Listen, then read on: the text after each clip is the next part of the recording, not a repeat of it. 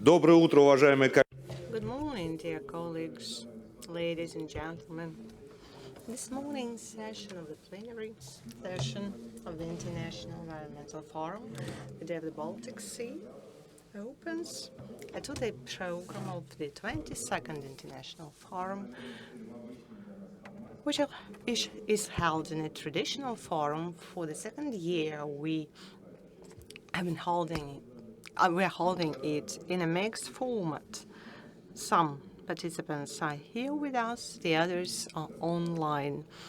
They can see us, they can hear us, and they can ask questions. The forum is supported by the government of the Russian Federation, the Ministry of Environment of the Russian Federation, with participation of the Ministry for Foreign Affairs of the Russian Federation and the Maritime Collegium at the government of the Russian Federation. This year, as of now, we have 350 participants registered. Except for the plenary session, we're going to have 6 more meetings and sessions on waste management and maritime environment assessment and assessment of negative impact of economic activity on the environment of the Leningrad region. That's what we're going to discuss today. Now the welcoming words will be said by the representative of the government of St. Petersburg, Alexander Viktorovich Germanov. Good afternoon, dear colleagues. On behalf of the government of the city, we are glad to welcome all the participants of the 22nd Forum, the Day of the Baltic Sea. The forum was set up in 1986. Since then, it has been operating, contributing to the international cooperation of the Baltic countries' success. We are holding a lot of water protection events. We are cleaning rivers and canals of St. Petersburg, thus improving the state of our nature. I would like to welcome all of you and wish you a constructive work and success. Thank you. Thank you, Alexander Viktorovich. Now, the floor is given to the Director of the Department for International Cooperation and Environment of the Ministry of Natural Resources of the Russian Federation, Mr. Kuchev. Dear colleagues, ladies and gentlemen, let me welcome participants of the 22nd International Environmental Forum, the Day of the Baltic Sea. On behalf of the Ministry for Natural Resources and Environment of the Russian Federation, today in St. Petersburg, we celebrate the Day of the Baltic Sea, as it was decided at the session of the HELCOM committee in 1968.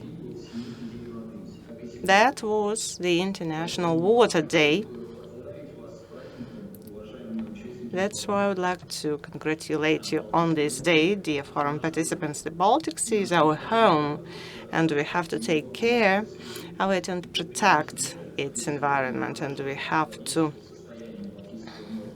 improve its environmental condition, regardless of the borders.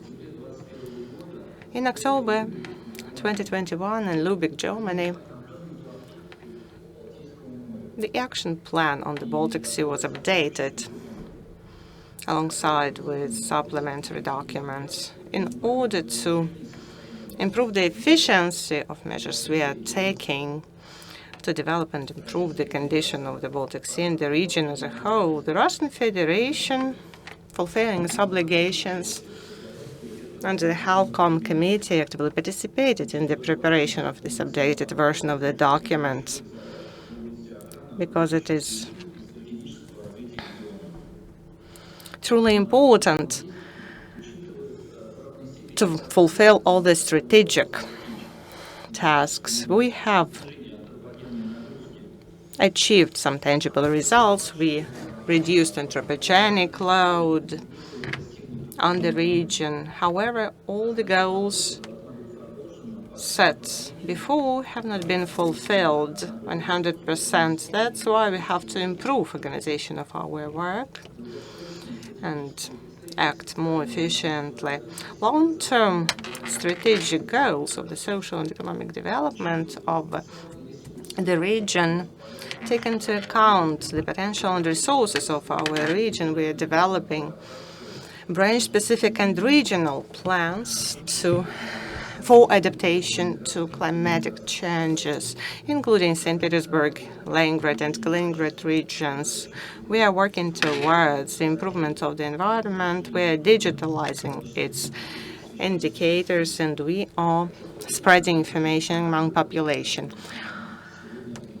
I would like to especially note St. Petersburg, one of the key scientific centers of Russia and the entire world, where a lot of scientific research is going on waste management and rational natural resources management and climate change adaptation. The International Environmental Forum, the Day of the Baltic Sea, is a platform for the government and people to communicate, to share results, and exchange advanced practices.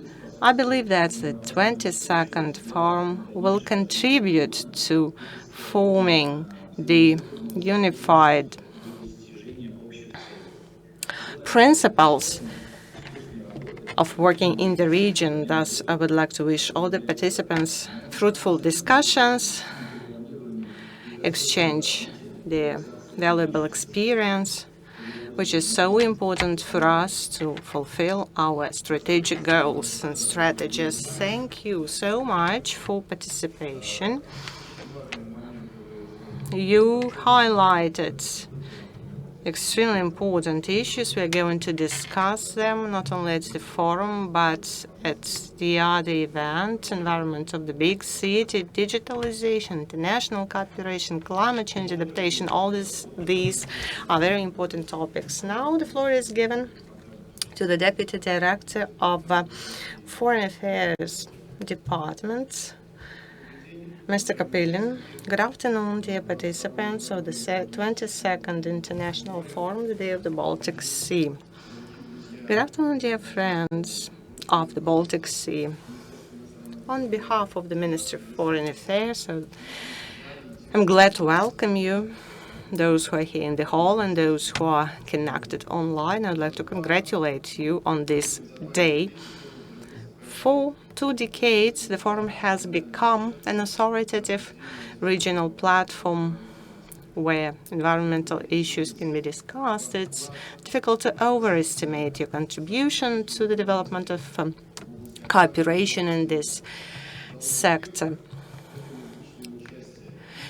We will be successful only if all the governments and businesses and people unite their efforts. The Baltic Sea Conference is extremely important in the current reality. For many years, the Baltic region has been the area for cooperation of so many countries, and we believe that it will remain such. Nowadays, we have no tools for cooperation with our partners. And now it's high time to demonstrate that this cooperation was not an ultimate goal, but just means, just an instrument in our aspiration to achieve our common goals in the Gulf of Finland, in the Leningrad region, in the Baltic region as a whole. These goals are environmental protection, economic development, tourism, protection of the water areas, and water spatial planning, and so many other goals. Now we have to be focused on our work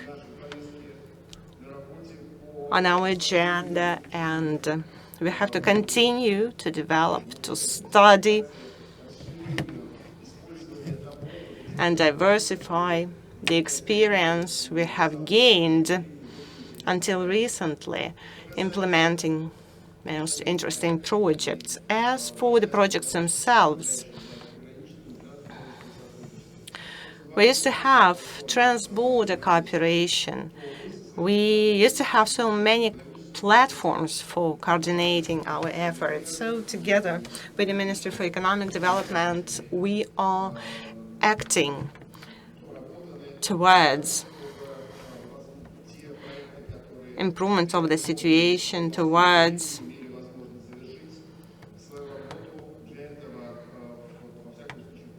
the projects. We are eager to fulfill our projects, not leave them.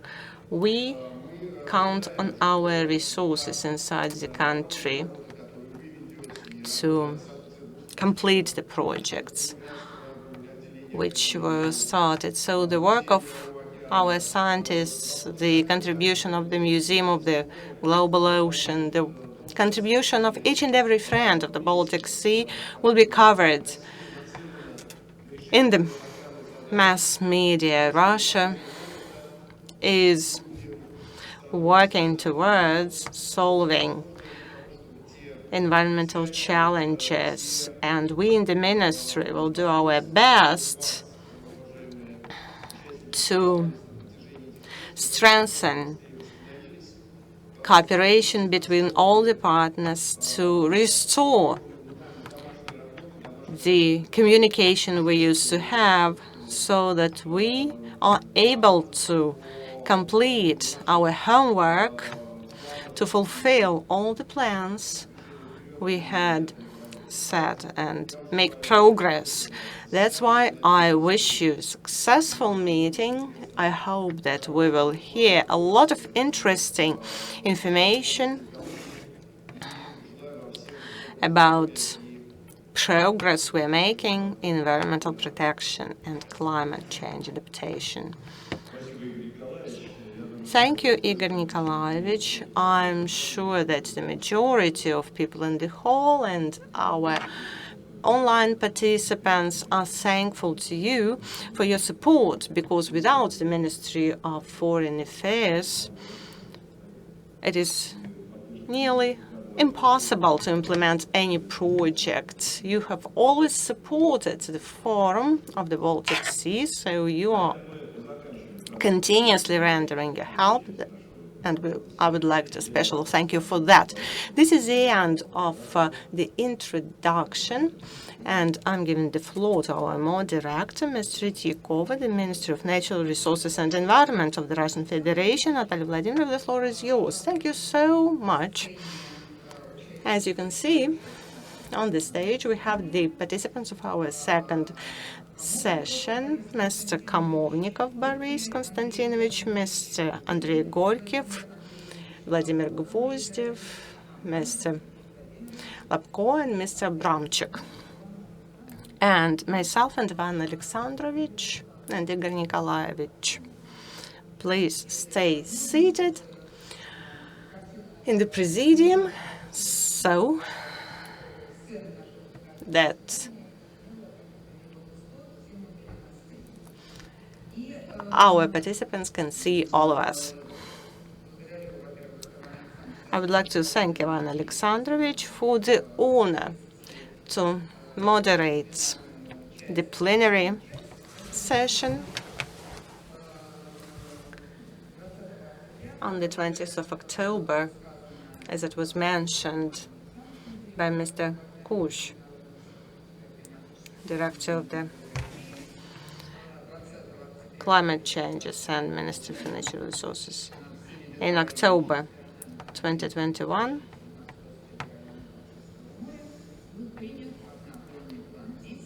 the action plan on the Baltic Sea was updated. It's a program of measures to be taken to ensure beneficial and favorable condition of the Baltic Sea environment. We are going to discuss it in detail, but to begin with, I would like to show a video about the document. Let's look at the screen. It's going to be an interesting movie, and then we will continue our work. Since the 1980s, when pollution peaked, but our sea remains under heavy stress. For a healthy Baltic Sea, we still need to do more. The HELCOM Baltic Sea Action Plan, or BSAP, is one of the key tools at our disposal for making our sea healthy again, achieving good ecological status. Initially adopted in 2007 and updated in 2021 by all Baltic Sea countries and the European Union, the BSAP contains about 200 measures and actions for a healthy marine environment. The BSAP covers 4 segments: biodiversity, eutrophication, hazardous substances and marine litter, and sea-based activities. On biodiversity, with its objective of a Baltic Sea ecosystem that is healthy and resilient, the BSAP seeks to ensure that all native species and habitats are in good health and can thrive in the Baltic, and that they are not disturbed by human activities. Eutrophication is the major environmental threat to the Baltic Sea. It is fueled by excessive concentrations of nutrients originating from sources such as agriculture or wastewater. The results are intense algal growth and depletion of our sea's oxygen, choking marine life.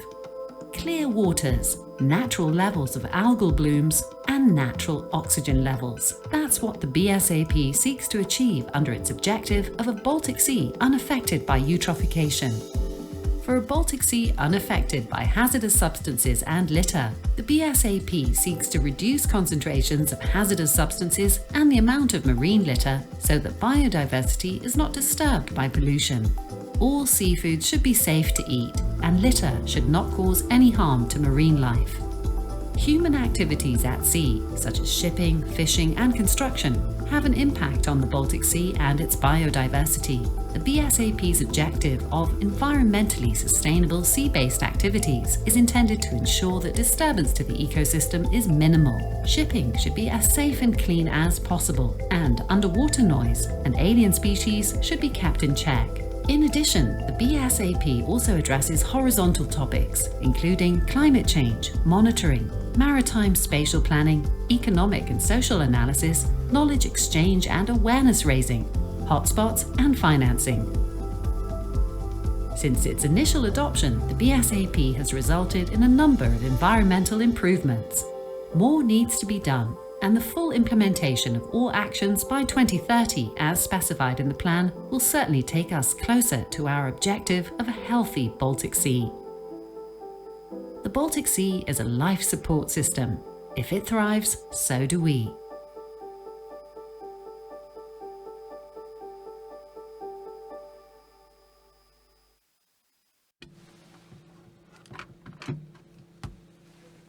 Thank you very much for this video. And now, let me introduce you to this document in better detail. Here is the presentation. And the information on the BSAP is available in Russian and in English at www.helcom.com.ru. If you want to read the entire document, you're welcome to visit our website. The updated BSAP, updated or the same plan on the HELCOM committee, that's Committee to Protect the Baltic Sea. It is known that healthy environment consists of a number of biological components in an equilibrium to ensure the right environment condition, and it's quite a big range of economic and social important activities. The video showed that the updated BSAP determines the goals the healthy Baltic Sea environment, which is stable and sustainable. And there are segments in the plan with sub-goals. So Baltic Sea, which is unaffected by hazardous substances, there is no litter, environmentally sustainable sea-based activities, and Baltic Sea unaffected by eutrophication. There is a specific segment in the plan called horizontal plans.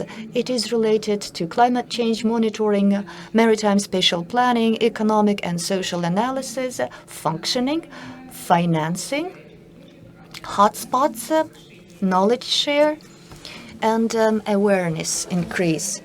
So Section 1, biodiversity, pursues the healthy and sustainable Baltic Sea environment ecosystem. You see the managerial tasks and the overall environmental goal. Then in the same biodiversity segment, we have sustainable development goals, which were adopted by the UN General Assembly up to 2030, related to this specific sustainable development goals. And there are cross-references to other segments of the updated BSAP with the consequences of climate change as it affects biodiversity. There are activities proposed to ensure achieving the goals. Here are activities in a separate document with codes, and that's exactly what we will reference in our reports. I say we, but I mean the Russian Federation. Now, eutrophication. Baltic Sea unaffected by eutrophication, that's its main theme, with environmental goals and administrative tasks. So there are maximally acceptable MAI, TN and TF into sub-region in the Baltic Sea, but also there is a division by countries in biogens related to nitrogen and phosphorus. Next, hazardous substances and litter. Baltic Sea without hazardous substances and litter, with environmental objectives and administrative tasks. Again, the full version with all details for goals and objectives are available at the website. There are activities with codes associated, and there is a revised action plan on marine litter. One of our round tables will cover this topic specifically. Then, maritime activities, which is sustainable. That's the next segment, environmental objectives, as you see to the left, and administrative tasks to the right. Key themes discussed here: activities at the marine environment, response, fishing management, sub-water noise, loss and destruction of marine base bottom due to activities. Now, horizontal links or themes, that's a novelty compared to BSAP of 2017, with segments related to climate change monitoring, maritime spatial planning, economic and social analysis, ESA, hotspots. We will have a roundtable for hotspots, and I expect it can be heated or hot, because it's a very timely thing. Awareness and financing, the last two topics. The codes presented on the screen, countries will report based on these codes. To minimize greenhouse gases emission, for hotspots, we must invigorate our efforts related to the remaining hotspots under the comprehensive joint program on environmental protection in the Baltic Sea of year 1992. That's the original year. The term is set up, and then consider hotspots as of the second generation to identify them additionally. These are for serious negative impact to the maritime ecosystem. We don't know these hotspots yet. They haven't been discussed yet. The criteria are to be developed. And if in Russia we want to identify new hotspots based on new criteria and definitions, with your help, we will do that.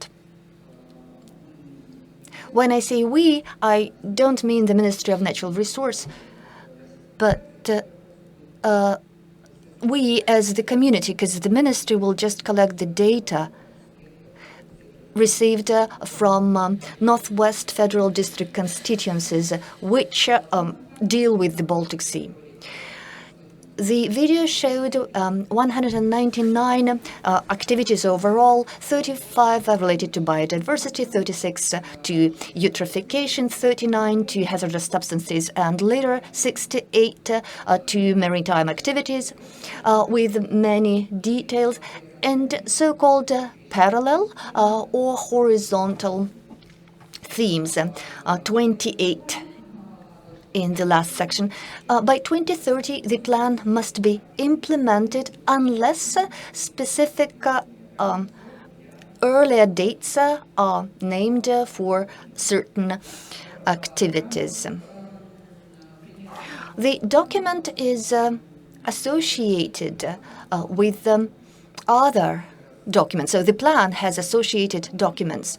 We just briefly reviewed the content of the structure of the plan, but there are associated documents. The recommendation by HELCOM 4943 on Regional Action Plan on underwater noise, and Russian representatives participated actively in the discussions. It's quite a new theme.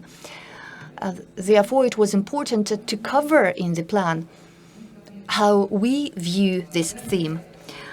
Then recommendation by HELCOM to updates to Part 2 in Appendix 3, criteria and measures to prevent pollution from land sources to Helsinki Convention of 1995. We would like to thank the Ministry of Agriculture in this respect. And its subsidiaries which participated actively in developing these recommendations and updates. But these are convention updates. Therefore, in addition to practical things, we must legalize these updates by all participants and by the depository of the convention. And the depository is Finland. Also, a HELCOM recommendation on regional action plan on maritime leader was adopted. The recycling of biogens strategy in the Baltic Sea was updated, and the roadmap up to 2030 for spatial planning in the Baltic Sea. With regard to the roadmap, I would like to thank the Institute of Yermak Northwest, Severo-Zapad, actively engaged in the roadmap development. And though in the Russian Federation we have no criteria for spatial planning, they tried to find the common footing and to align the approaches in the Russian Federation and elsewhere as it is treated, spatial planning, by other parties to the HELCOM Convention. With this, I would like to stop my presentation and give the floor to Ivana Serebritsky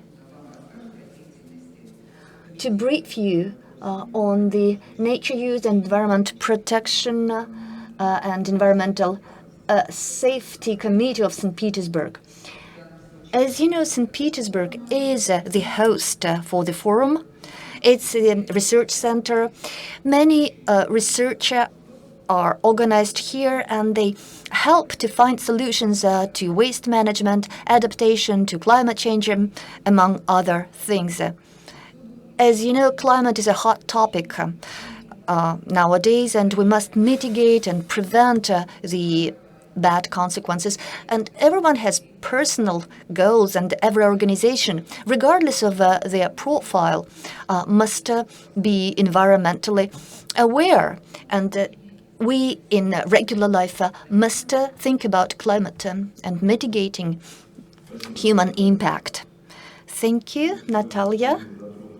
You touched on global challenges on the Baltic Sea. But these global challenges are made of local challenges. St. Petersburg is the major city in the northwest and the biggest at the banks of the Baltic Sea. The Nature Use Committee this January turned 30 years. It's an anniversary. We didn't celebrate it, though. So for 30 years, our committee has been operating in St. Petersburg, ensure environmental safety, including safety of water bodies. St. Petersburg is commonly known as the Venice of the North, and it has some truth to it. So not all of you are local to St. Petersburg. Therefore, here is some basic information. We have 452 waterways like rivers and canals with a total length of 885 kilometers, 628 lakes and ponds with the total space of over 3,000 hectares. This is the great water works, water bodies that are managed by the Nature Committee of St. Petersburg, and we are responsible for their management and environmental condition. There is a restriction in St. Petersburg because we have so many water bodies. 14.7% of our space is under the water-protected areas with all the consequences. So we have daily activities in the committee with wide range from cleaning of floating litter of our water bodies. As you heard in Natalia Borisovna's speech, water litter is very high on the agenda. And the Baltic Sea receives this litter from waterways. And to decrease the intake by the Baltic Sea, you see on the charts how the program of water cleaning in St. Petersburg is working. Consider between 2018 and 2022, the number of water bodies cleaned by the committee is growing from this floating litter. Trust me, sometimes the litter volume is huge, especially after a great celebration like the New Year celebration, and we have to clean the ice. It's done daily. It is probably not observed as something heroic, but it is important for the health of our water bodies. Then restoration, improving the sediment of waterways. That's natural because we receive waters from 7 regions of the Russian Federation. The basin of the Neva River includes not just the territory of Finland, but also from Belarus, from the Lovas and the Volkhov rivers. We get this sediment, and therefore our water works fills in. That's why we need to dredge them regularly. We have specific fleet to clean the bottom of waterworks. Naturally, these are complicated jobs, require special equipment, time and effort. However, we have developed plans to do it regularly. I'll speak on them later in better details. You probably know that the city of St. Petersburg, supports the natural parks of reserved areas like Tsar's village, Tsarskaya Selo. We help keeping their ponds in order, and this is the pearl of our suburbs, ponds and the museum complex in Tsar's village. To have fountains working in Peterhof's in Peterhof, we need to keep up the fountain system and feeding pipes. A great number of ponds, waterways, waterworks, pipes which ensure the unique fountains in Peterhof operate. We also protect and prevent negative impact on water bodies in St. Petersburg. For the Neva River is quite far to the north, and therefore we have floods related to blockages. It requires us to act quickly, and therefore we have a winter fleet, and you see how our tugboats break the ice on the river to keep ice floating to avoid ice-related floods. The city has over 132 hydrotechnical equipments like dams, dikes, which ensure that the water balance is regulated in the waterworks system. So in 1990s, these waterworks were kept by companies, but then companies dumped them, meaning they didn't care for them, and therefore the city deals with hydroengineering currently. As you see the chart, how the number of hydro engineering facilities are kept by the city. So the city acquires them, services them, and becomes responsible for them. So there is this transfer from companies or unattended facilities accepted by the city. Currently, there are only 9 facilities which are not kept by anyone, but 132 facilities are kept by the city. Melioration or improvement system requires our effort as well. When it comes to oil spills, we keep the special response fleet, and we have a structural unit ensuring collect oil spills from water service throughout the year, be it winter or summer. We can remove a spillage even from ice. There are 24/7 services, response services to come and to collect the spills. The response is 20 minutes. Within half an hour of getting the call, we are at the site and start collecting the spill. In our policy, it's important to ensure legitimate water use, meaning all water users have permissions, either permits or contracts, and pay to the budget of the Russian Federation for the water use, and keep the restrictions as set in the Water Protection Code. By the end of year 22, we have more than 98% of good water users, and that's a result of continuous tedious job. All the paperwork shall be done. As you know, there are certain calculations associated with pollution using the water borders, but we insisted on using instruments, and therefore now this segment is in good order.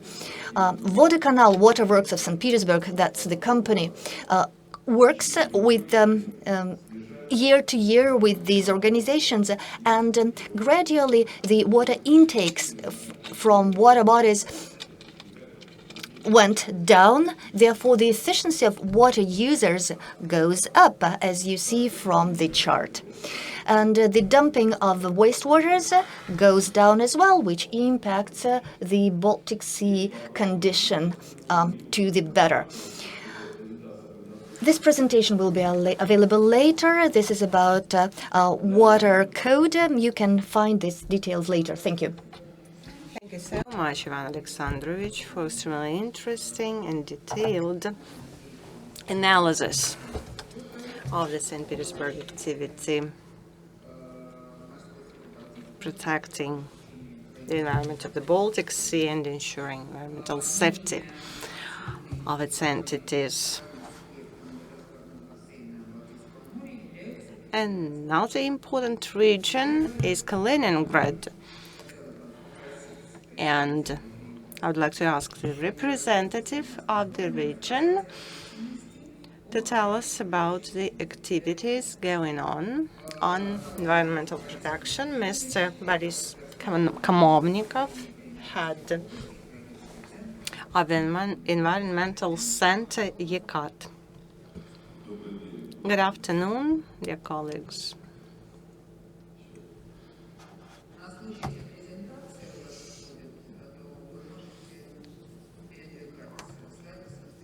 You can list slides yourself. Indeed, the Kaliningrad region,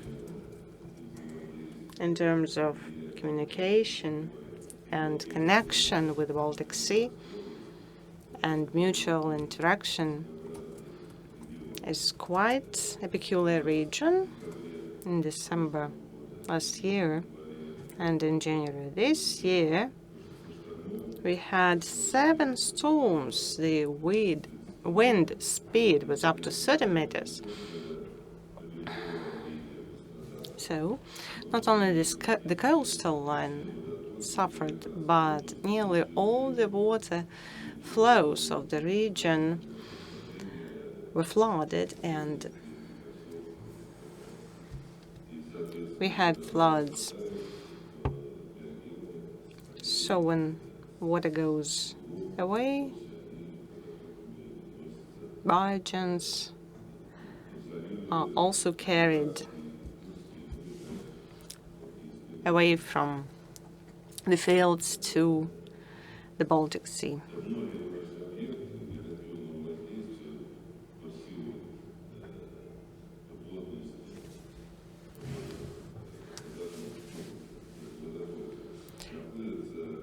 Our water flows system is quite concentrated, so we have a lot of rivers and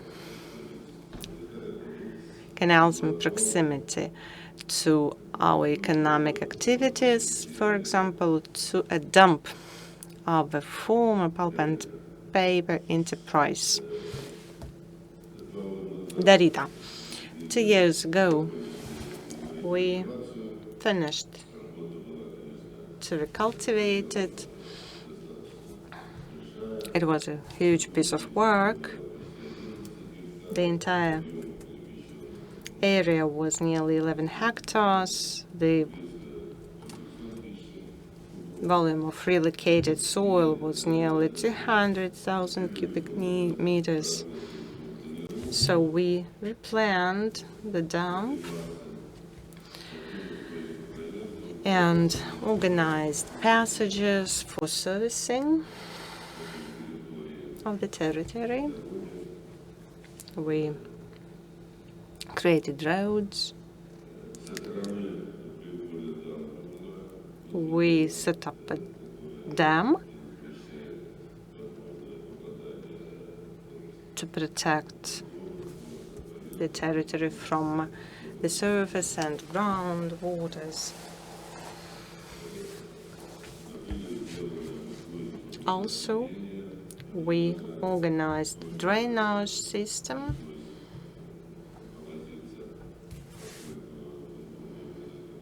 which was not easy because underground water was quite near and we had to arrange a respective water drainage system.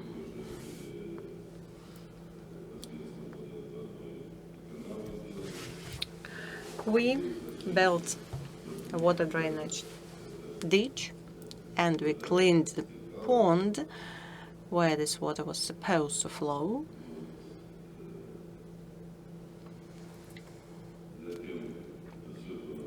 Then we planted grass and trees.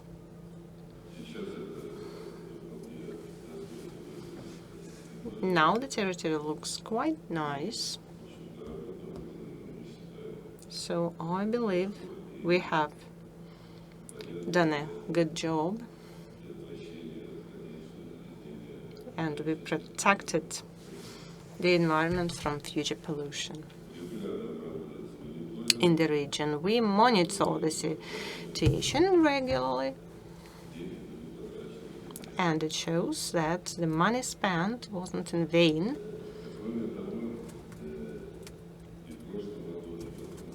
Last year and this year, the Kaliningrad region has been implementing a lot of projects related to the environmental protection. The overall financing volume is nearly 1 billion rubles. During these 2 years, last year in December, we completed cleaning of the Prahladny riverbed, and in Struch riverbed, these rivers are quite big water bodies flowing into Kursky and Kaliningrad Bays. So the silt volume we extracted amounts to 109,000 cubic meters, 89,000 cubic meters. So there were both floods and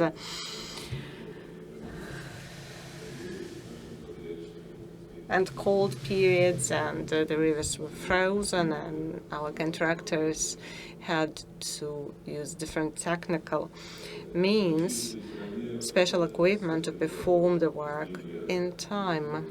Since November last year, we have been recultivating 2 landfills in Chernyakhovsk and Sovetsk.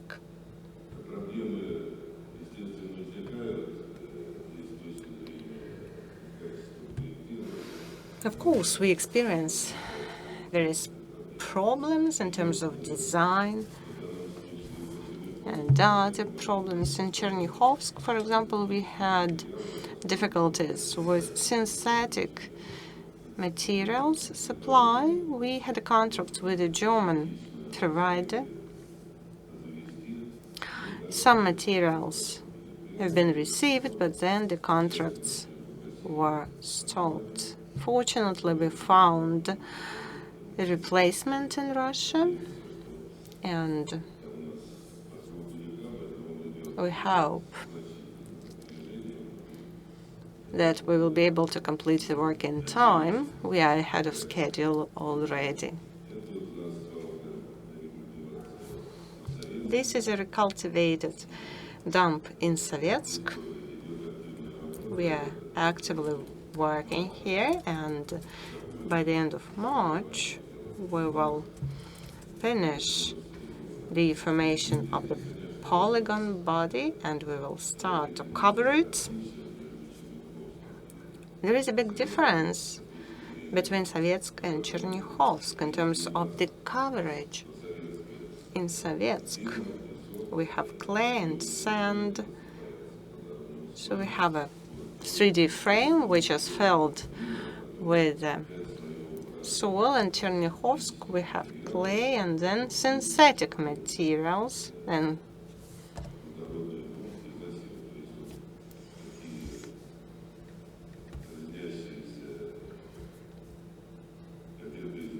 sand, clay, and then fertile soil.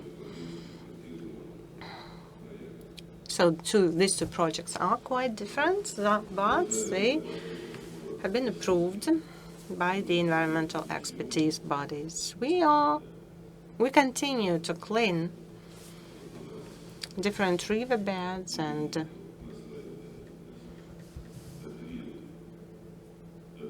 brooks.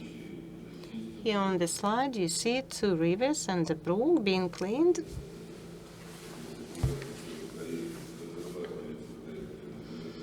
We are developing design documents for cleaning 2 more rivers. We will complete them by the middle of the year. There will be a tender, and these 2 rivers will be cleaned by the end of the year. We continue to recultivate landfills.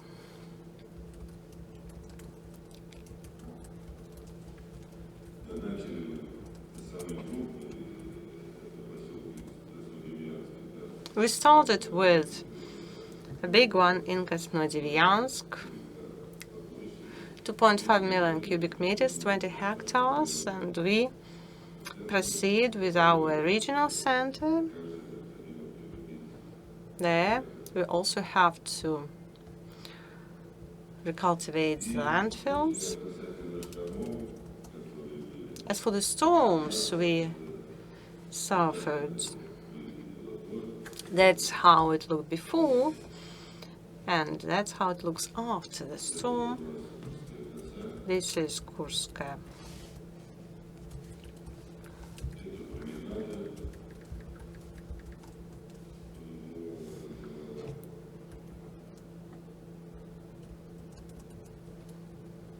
This is Koronian speed and walkways.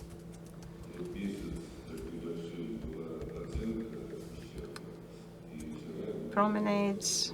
A month ago, we assessed the harm. The governor instructed us to announce the emergency situation regime in the region. All in all, 15.5 hectares of land with vegetation was carried away by the sea. So, according to the rules of the emergency situation regime, we are going to liquidate the consequences.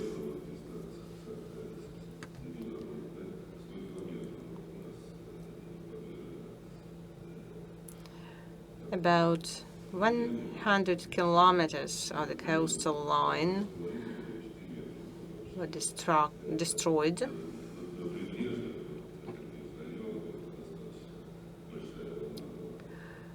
The wave was quite big and strong, so we are developing a set of measures how to strengthen the coastal line.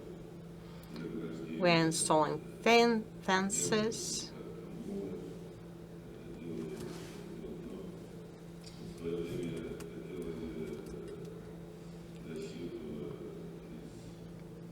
Before, we used gravel as production material, but it did not prove to be effective.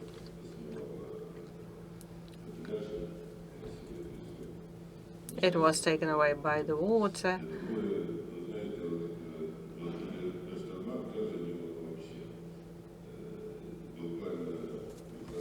After storms,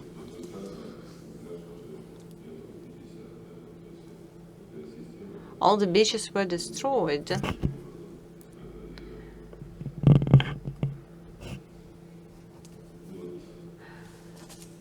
And new beaches were created. So it's quite difficult to forecast what will happen after the storm. That's all with me. Thank you for your attention. Thank you, Boris Konstantinovich, for such a detailed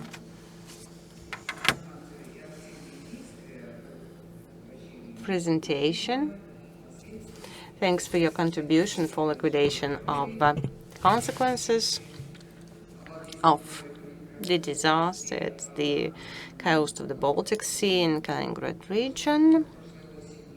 Last autumn, I happened to be in Kaliningrad and I saw with my own eyes what had been done along the coast, and it's quite impressive.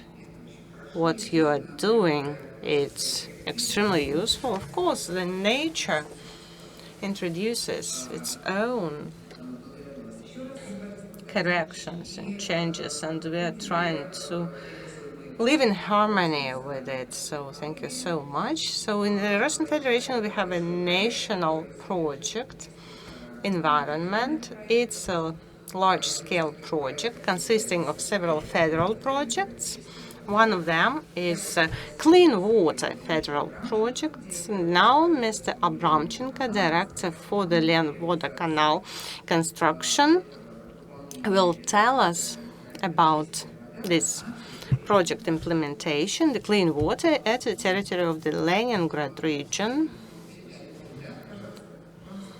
So the floor is yours. Good afternoon, dear participants of the 22nd International Environmental Forum, the Day of the Baltic Sea. First of all, a couple of words about our company. It was set up in 2015 to unite decentralized water supply and discharge systems. We set up Lenoble Canal organization. As of today, as a result of 6 stages of reorganization, all the assets are state-owned, and the company manages 11.5 thousand facilities.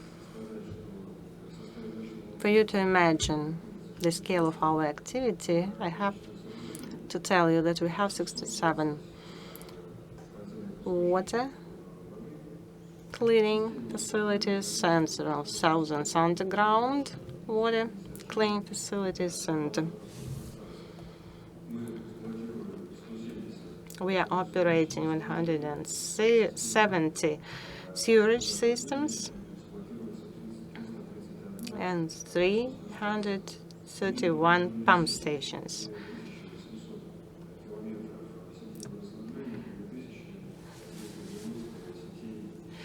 2,800 kilometers is the entire length of the network. What is special about our company is that we operate quite a lot of facilities located in big cities and settlements, highly populated.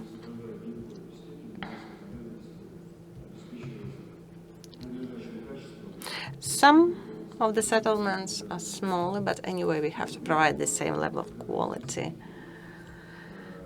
of water supply and water discharge services.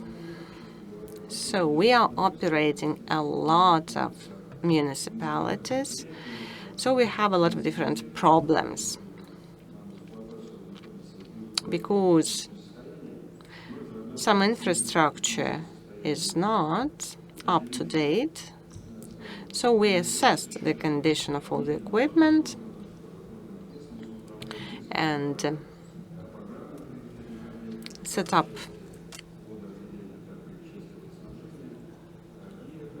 a priority list and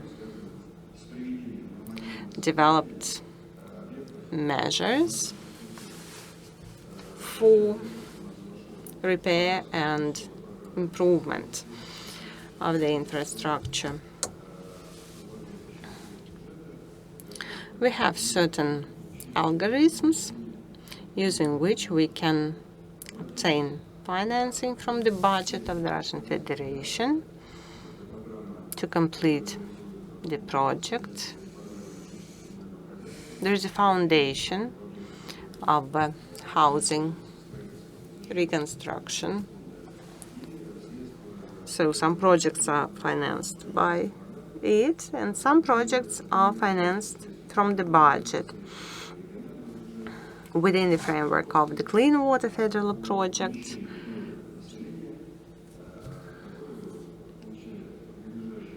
So more and more people are getting high-quality water supply and discharge services. So a couple of words about our tasks.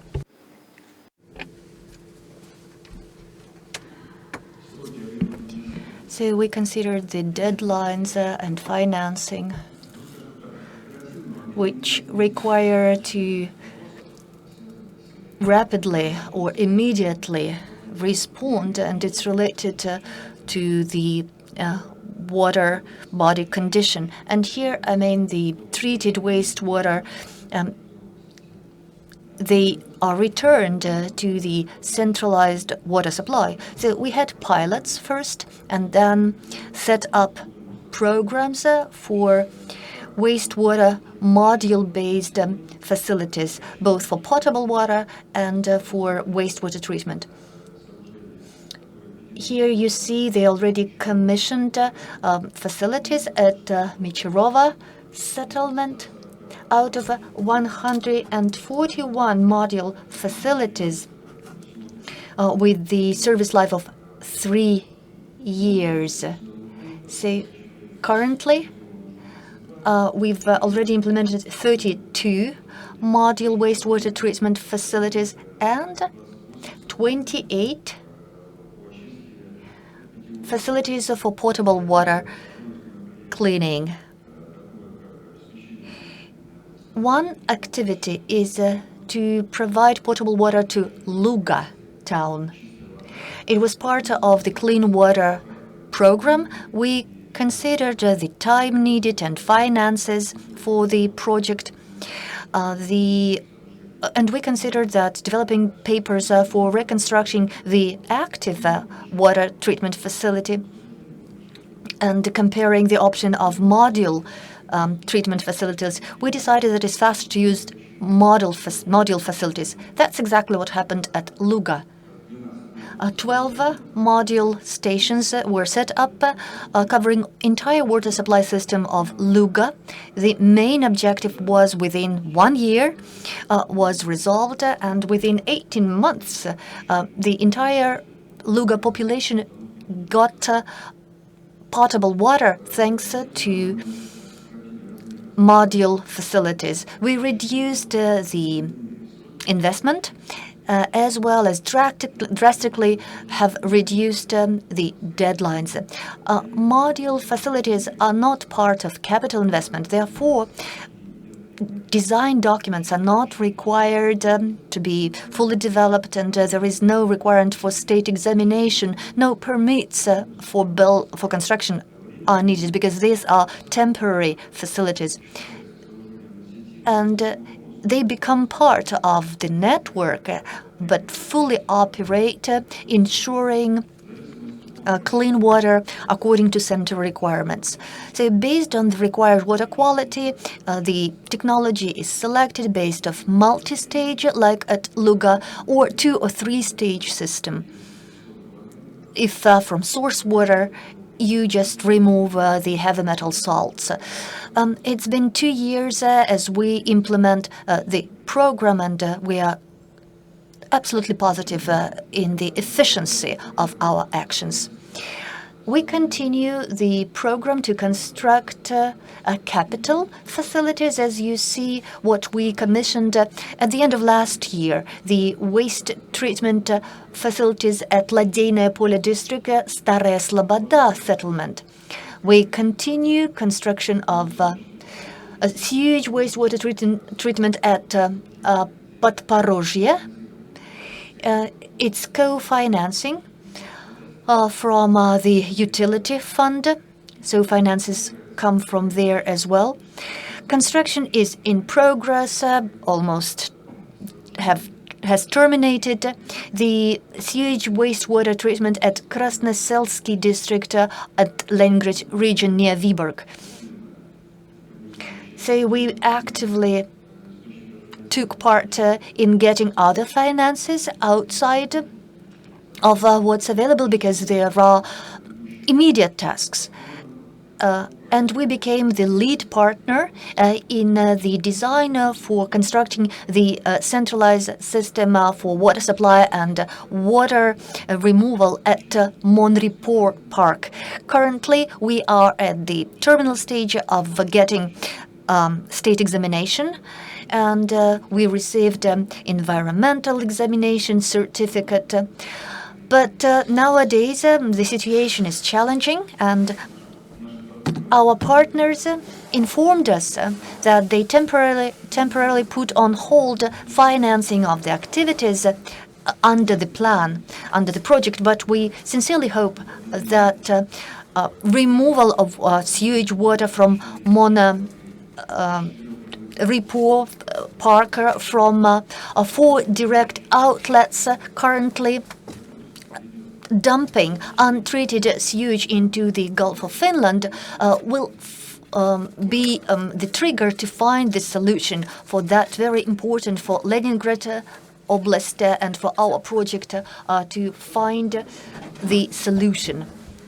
Now the Clean Water National Project. So it provides for working with a number of settlements to ensure that centralized potable water is delivered. So the quality must be sustainable, and we have design documents. What we've already achieved, the construction of centralized water supply system to Parashkovice at Luga district. This is the centralized water supply is constructed, as well as the cleaning station at Razdolye settlement at Priozersk district.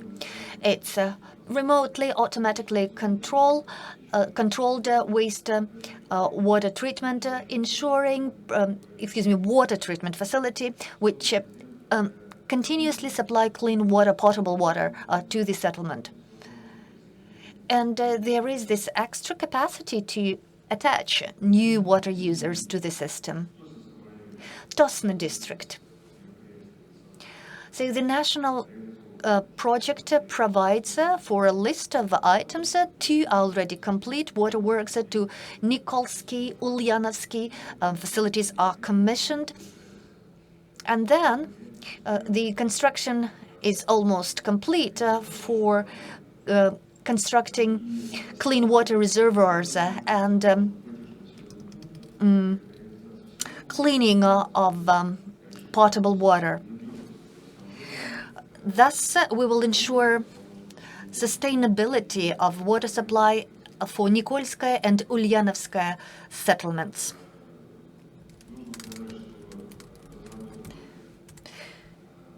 We developed designs for upgrading of a water treatment facility, again under the national project, for Vyborg.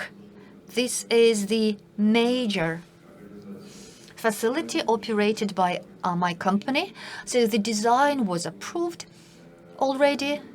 Financing are currently being searched for. Volchanova settlement is under review as well. The budget has already allocated the money. The construction started in 2021 and be finished this year. So design documents are developed for upgrading water treatment facility at Pasha at Luga district, Ladeinaya Polya town, and we've almost completed with getting the state expert examination certificate for water treatment facility at Volkhov town.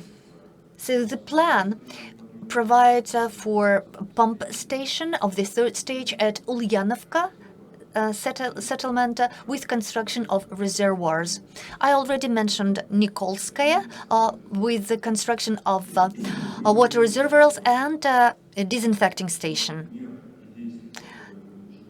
So a number of activities have been complete, but we understand it's insufficient to bring up to the regulation level the diverse infrastructure that we manage, and to make sure that it's serviced properly. So therefore, we actively search for financing to upgrade, renovate our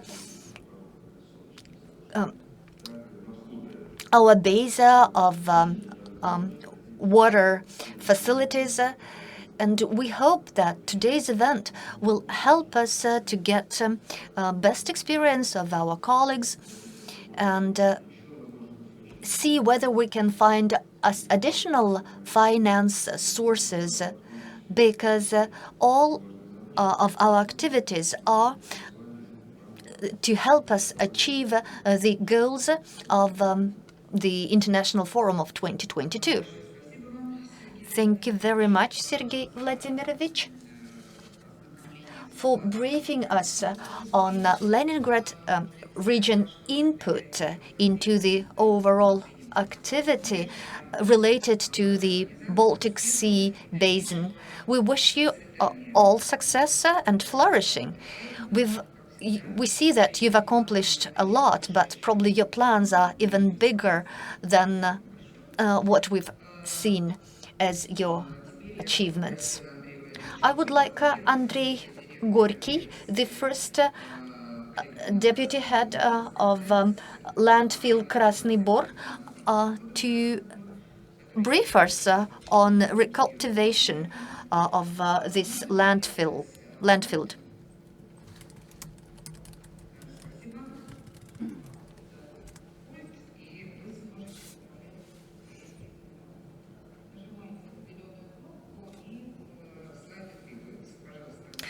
So the floor is yours.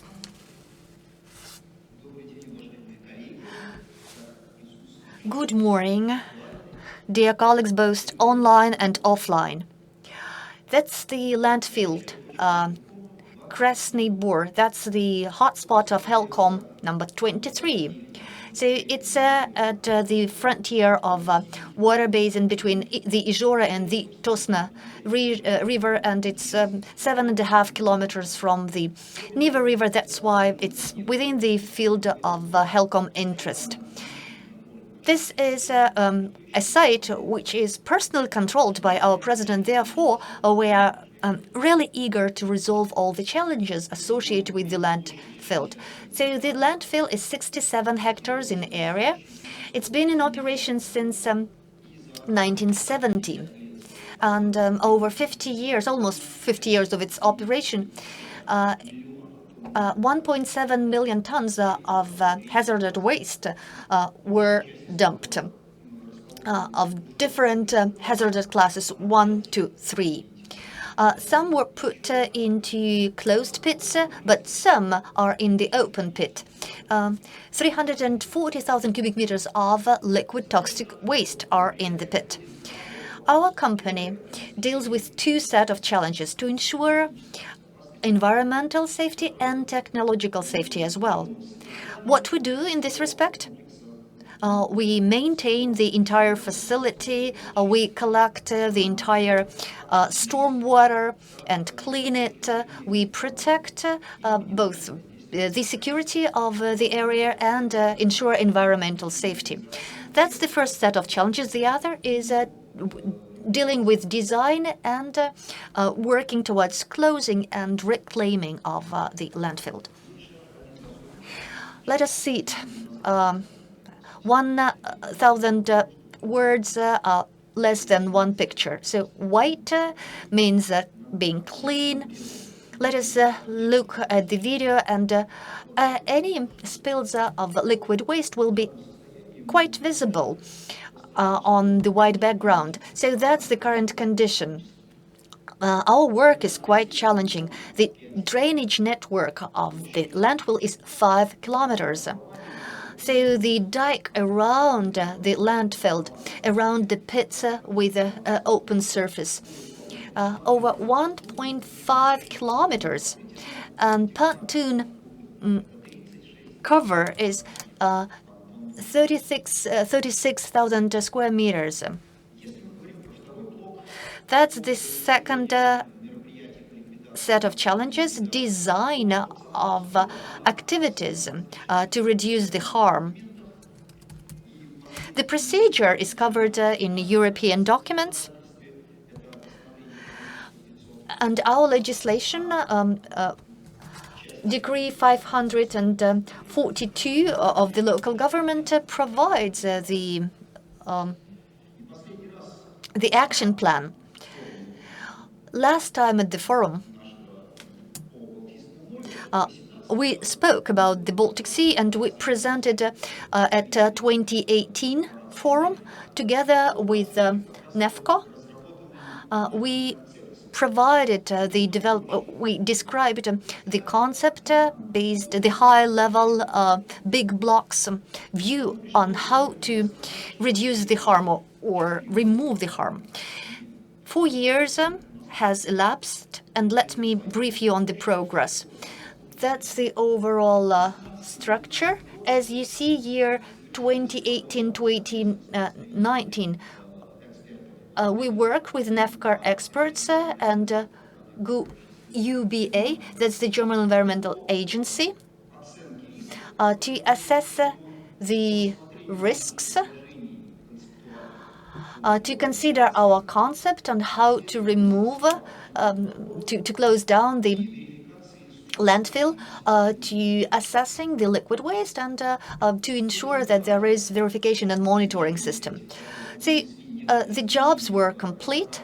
We updated the then design for the new waste treatment facility and ultra anti-filter screen for the landfill. 2020 saw the organizational changes for the company. So we were removed from the Nature Use Committee of Saint-Petersburg to the Nature Use of the Russian Ministry. February the same year, the unique designer for removing the accumulated harm was identified, and that was Rosatom State Corporation and its sub-body, the Federal Environmental Operator. So that operator currently deals with assuring there is the circulation of all proper circulation of hazardous waste between the first to the third classes in the Russian Federation. July 2020, the state contract was signed between us and the contractor. The investigation started. Things moved fast in 2021. All the research and diagnostics were complete, including mathematical simulation and setting up a geological and hydrogeological model for the entire territory up to the Neva River, and a separate model for the landfill itself. And we started developing the design documents for the documents with two technological streams. As they are streams, they can be done in parallel, and it speeds up the design. First, getting up the anti-filtration screen, and the second deals with making infrastructure for the accumulated waste and the final recultivation or reclaiming of the landfill. By December 2021, we got the positive examination of the State Environmental Committee and construction examination for the first and then the second stream. Now the design for both stages is complete. More details I will bring up to the roundtable for the section meeting, roughly about the overall outcomes for the 3 years. As we haven't heard our report at our annual meetings, the landfill was kept without disasters and emergencies. So the recultivation design is complete, and literally these days we plan to sign the contract with the federal operator for construction and assembly. As per the design that was examined by the state, we schedule the final term for the works for 36 months. So, and you can consider that this is the date when Hotspot 27 will cease to exist. You can visit our website. Our information is open and accessible, and get all the data. 750 individual visitors come per month, and we see that there is a stable interest year to year. We set up our web pages at social media to get your feedback and response. We hope that in the nearest 3-4 years, the problem of the 27th point will be eliminated. Thanks for your attention. Thank you, Andrei Vadimovich. We also hope that all the efforts of the Russian Federation will bring us to a successful elimination of the 27th hotspot. Now I would like to bring to your attention the main results of the Rainman project about the adaptation potential enhancement when managing city water bodies. Mr. Vladimir Gvozdev, representing Vodokanal Saint-Petersburg, will tell us about these measures. Thank you so much. Let me welcome you, dear colleagues, at the plenary session. First of all, a couple of words about the history of the project.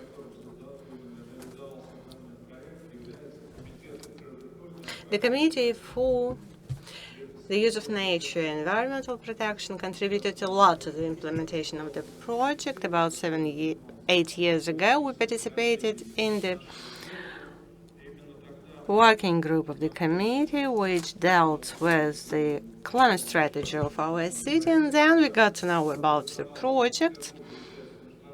However, Vodokanal St. Petersburg has a vast experience participating in international investment. For example, the Southwest waste management facilities.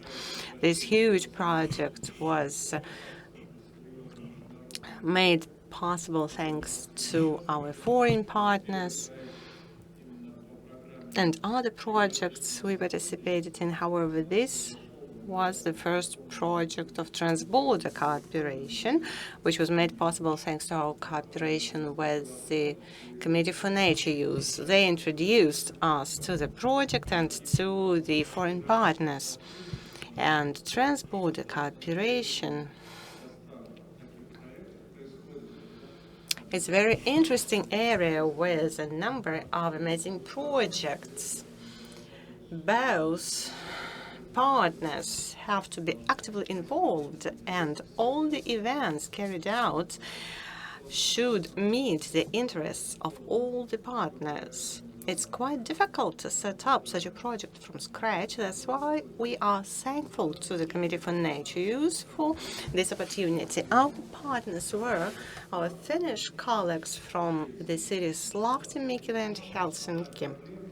Our common problem was climate change, and in one project we managed to unite different issues. For example, in Lahti and Mikkeli, they were more interested in the climate change influence on the underground water sources. And in Helsinki and St. Petersburg, we were more interested in the climate change in relation to the surface stormwater sewage system and climate change influence on the precipitation. So this is the engagement algorithm of our company. This is a modeling system based on forecasts. So different aspects of this work were developed using this modeling technology.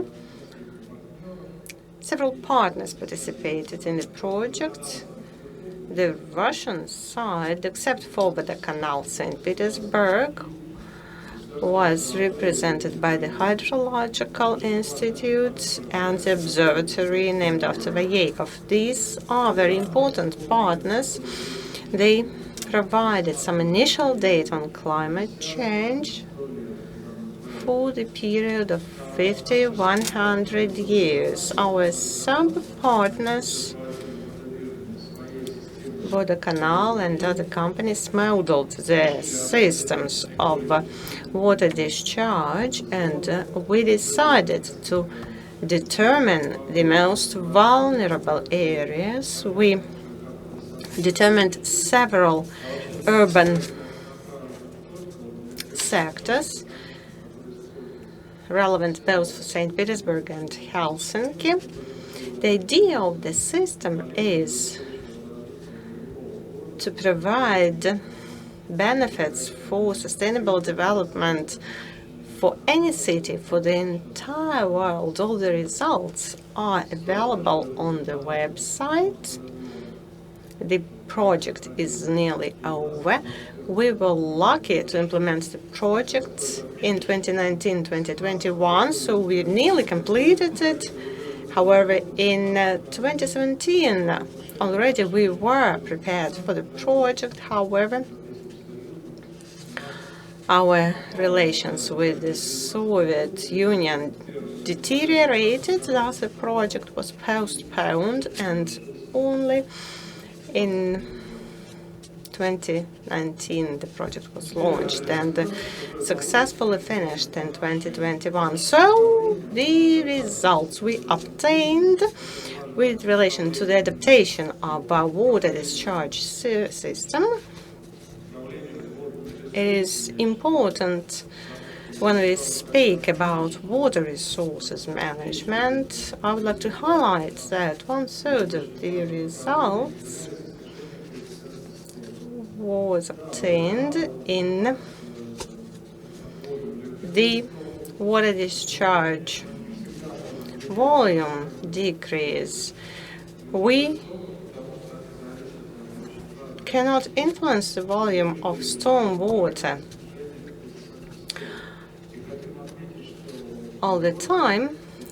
Thus, it is really important that we have managed to decrease the volume of this storm water. So when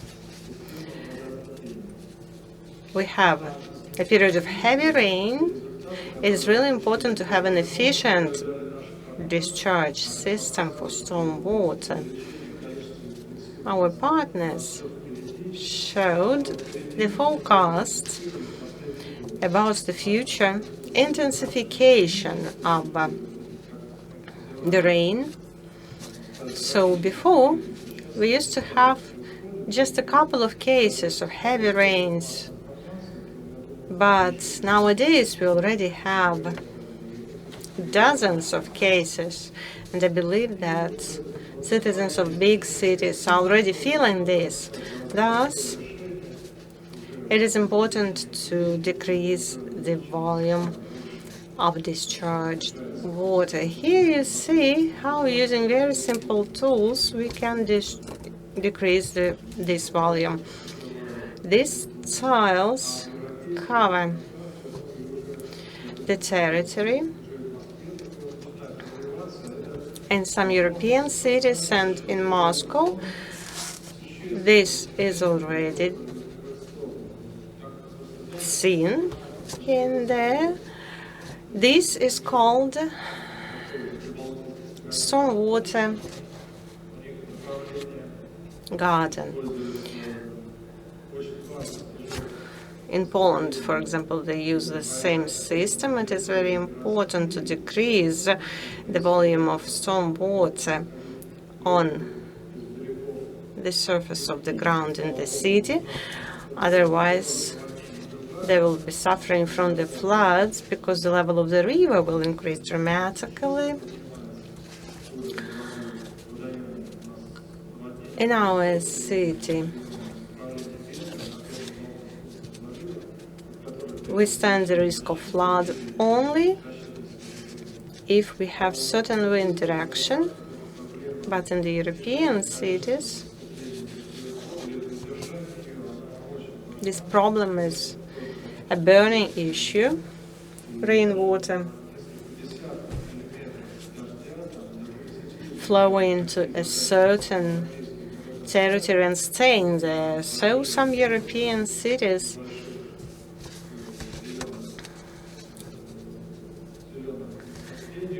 are striving to hold the water in this vegetation. So it is a kind of grass bed, flower bed with some vegetation. It can absorb water. Even if there are some of such flower beds, they can change the situation with the floods, protecting the city from the floods.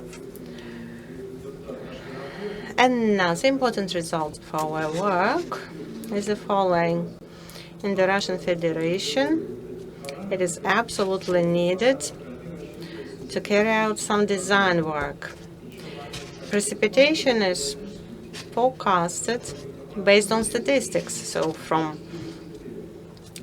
every now and then we revisit these parameters, but the situation with the rain is changing around the world. Thus, we have to start using more data from different forecasts. The volume of precipitation is going to grow, not only intensity, but the amount. Taking into account nowadays, we will be able to make our life easy in the future. So mainly we are using the following measures. We are improving our water discharge system. In St. Petersburg is quite a specific one. 70% of the system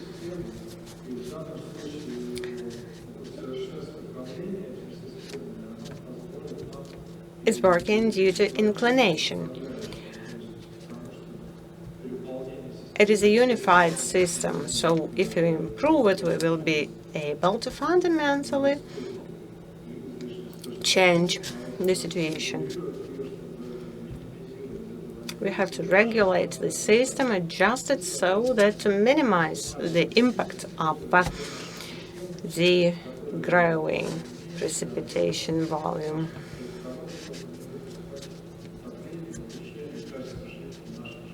Then we will be able to protect our citizens from floods.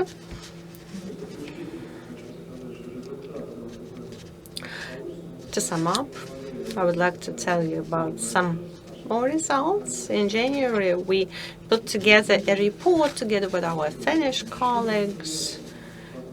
It is already approved. Some more events were scheduled, but I'm not sure they will take place. Anyway, we may continue to work using these results.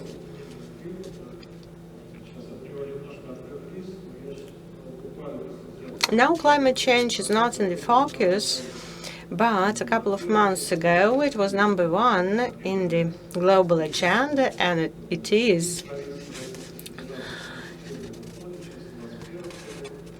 becoming top priority in Russia. There are a lot of strategies formulated at the federal level and at the municipal levels, and we will continue to work towards this. So these are the results of our work. I believe that we have worked quite effectively together with our colleagues, partners, and we will continue to work in the same manner. Thank you for your attention. Thank you, Vladimir Andreevich. Voda Canal, St. Petersburg, is a famous company operating for many years and contributing largely to the ensuring the good condition of the Baltic Sea. And this flower bed, this vegetation set of tools is a very interesting idea. I do believe that you will continue to work towards this. Indeed, climate change is a priority topic in any economic activity we are engaged, and we will continue to deal with that. And the final presentation of our plenary session is devoted to the maritime special planning roadmap.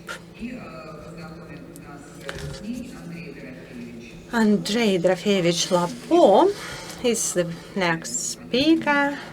He represents the Aqua-Territorial Planning Institute Yermak, Northwest. Good afternoon, dear participants. Natalia Borisovna.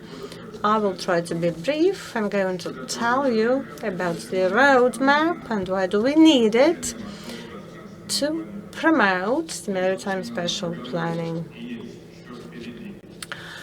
It is said in the title, we have to look into the future. So the Baltic Sea 2021, intense international cooperation. We completed the previous plan and updated the action plan. At the HELCOM committee, we developed a new roadmap for maritime special planning of the Baltic Sea regions.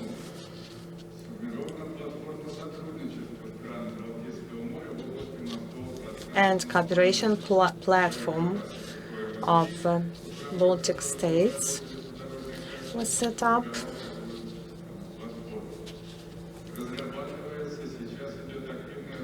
Currently, we're actively developing a new long-term strategy up to 2040. It's a kind of unified approach to economic activities. So economic, environmental and social aspects are integrated there. And our contribution is a roadmap we developed to promote maritime special planning in Russia. So what is a roadmap? It's a plan of events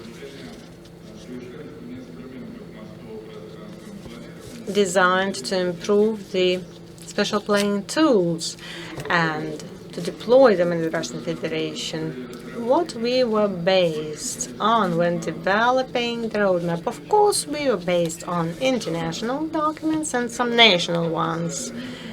However, officially, we do not have maritime special planning, but we have some documents which provide for the integrated approach to economic activities, for example, maritime doctrine of the Russian Federation, strategic development of the maritime activity of the Russian Federation, state program, environmental protection, and environment national project.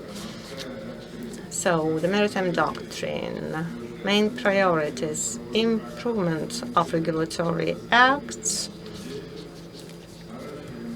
ruling the maritime activities development, enhancement of research bases, complex planning of coastal territories development, environmental protection of the maritime environment, and complex planning. Maritime development strategy. So what are the problems? Well, they're quite similar everywhere. Inefficient regulatory base, lack of requirements, lack of power division between federal and regional levels, and so on. As a result, we see the following: branch-specific approach to the use of marine facilities, the lack of complex strategic environmental assessment of the ongoing economic activities, and the absence of long-term complex development programs. So the previous speaker mentioned importance of this documents for water discharge system, but I believe it is also important for maritime special planning. All the aspects are interrelated here. Thus, we developed a roadmap with support of some federal, regional, and some meta-national bodies: Ministry of Natural Resources and Environment, the Ministry of Foreign Affairs, and Interparliamentary Assembly of CIS, and the Scientific Council of the Maritime Collegium, and administrations of coastal regions and municipalities of Russia, and developers were Aquaterritorial Planning Institute, Yermak, and some others. So what do we have in the end? As I said, the main structure of the roadmap is followed. As you see the chain diagram for the schedule to perform, so the bottom horizontal line is of most interest. It demonstrates the time needed to implement our proposals. Our foreign partners have the experience. Of course, we primarily looked at our Baltic partners, but we considered Asian and the Black Sea experience as well. So we need about 5 to 7 years to regularly implement the process. There are components, arrangements, legal activities, research, and then spatial planning itself and improvement of competence. So you can consider the document, the roadmap at our website and at other actors' websites. So, but I would rather focus on issues that are regularly raised with us. Why there is no spatial planning in Russia? Because we do not feel the deficit of maritime spatial resources up till recently, but currently there are some challenges. The Gulf of Finland is overloaded, then the Ob Bay is under significant anthropogenic load as well. It's difficult to compare the Arctic and the Caspian Sea. However, we consider this experience, and again, there is no competition for maritime resources. But spatial planning is needed for Russia because we expect the significant anthropogenic load growth to all maritime systems. At some spatial water spaces, we are at the limit of the available load. So we need to clean these systems. The Baltic Sea is huge, one thinks, and it may digest everything. No, it will not. And then the international element, the Maritime Law Convention, MARPOL, has this experience of studying maritime law outside of national jurisdiction. So open sea waters will be, it is supposed to be, they will be regulated when it comes to the spatial use. If Russia has no national approach, then how to put it mildly, we will be limited in what we can do in this respect. So maritime spatial planning has some benefits for Russia. First, to rationally use spatial and other national maritime use. So then giving the business the opportunity and the authorities the legal information, that's the analog of maritime plan. So it is similar to land use and to maritime use. Then getting a good environmental status of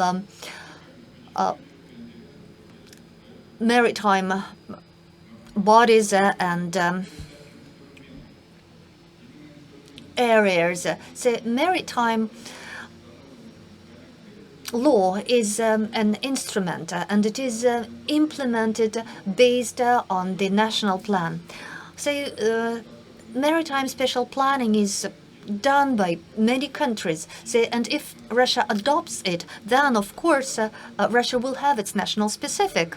But whether it's successful or not, it will depend whether our legal framework is prompt with regulating maritime spatial planning. So in Plato, the Greek philosopher said that most important and difficult thing is to make the first step. That's exactly what we mean. The first step will be introducing maritime spatial planning into the legal framework and identify the federal executive body that will be responsible for maritime planning and maritime special planning. So once the law on regulating maritime activity is adopted, in fact, our legal authorities have already developed this plan. But when it comes to special planning, that's the next step. Coming back to the diagram, you see the start at the center. That's exactly about identifying the authorized federal body. Our institute and other organizations were engaged in a number of activities over the several last years. And the information we provided to the state authorities and to other organizations, and therefore the start point will be identified very soon. Thank you. Thank you very much, Andrei Dorofeyevich, for a very interesting presentation about maritime spatial planning. That is a tricky thing because it's comprehensive and it includes a number of elements and actors. Anyway, let me also inform you that currently the United Nations, in fact, last week, just finalized the fourth conference where they reviewed how to preserve biodiversity outside of national jurisdiction. Regulating these territories is being discussed. That's quite comprehensive and difficult, and Russia is part of discussing parties. is among the discussing parties. Therefore, Andrei Dorofeyevich, don't worry. Everything is being monitored, and we participate in these challenging discussions because the jurisdiction of open spaces is not identified, and therefore planning activities there is quite tricky. It requires quite an elaborate legal approach, and we will continue working in this respect. Dear colleagues, with this, we finalize the business part of our meeting, and we move into the gala ceremony. And for this, I would like to give the floor to Ivan Alexandrovich Serebritsky once again. Thank you for your interest to the presentation. I hope they were of interest to you, and you got some new information and deepened your knowledge for your future activities. Thank you. Thank you, Natalia Borisovna.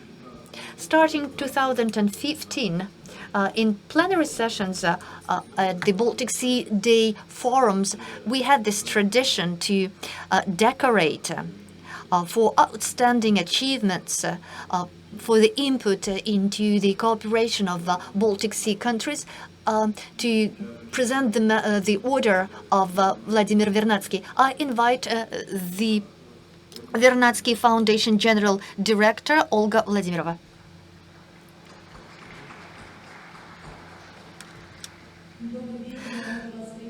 Good morning. I would like to greet you on behalf of the foundation named after Vernadsky NGO, and let me congratulate you first on the World Water Day. This is our common holiday, and we make an input into preserving water bodies. Now, we clearly understand that activities to preserve water must be carried on regardless of politics. Nature will not wait. Public diplomacy and research diplomacy must be high on the agenda, and we have volunteering, and also we have global projects. And today we will decorate researchers which made an input into the research activities to preserve the Baltic Sea area. The order of Vladimir Vernadsky is given to Brikhanov Alexander, the director of the Institute of Agricultural Challenges, which is the subsidiary of Federal Research Center WIND.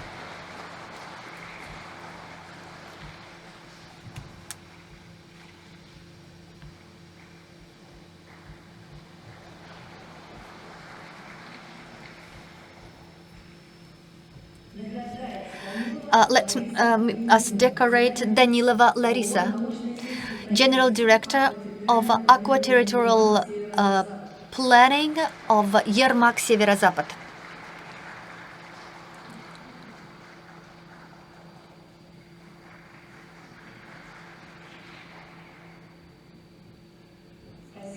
Thank you. Of course, we will participate in the next forum, and I hope that the outcomes that you presented today and your goals that you described today will be achieved. Thank you, that nothing will stand between you and your outcomes. Thank you, Olga Vladimirovna. And now our plenary session is finalized, but the Baltic Sea Day continues. And for all participants, let me remind that at 12:30,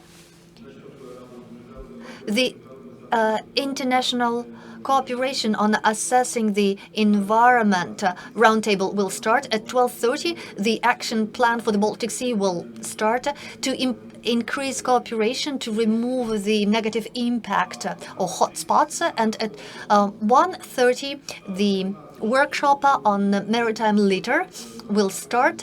At 5 o'clock, we will wrap up and sum up the results at the open session. Dear speakers and moderators, Before leaving, please see our volunteers next to the exit. They will give you some information. Thank you to all colleagues for your work, and I hope that plenary session was interesting for you, and we will continue the Baltic Sea Day.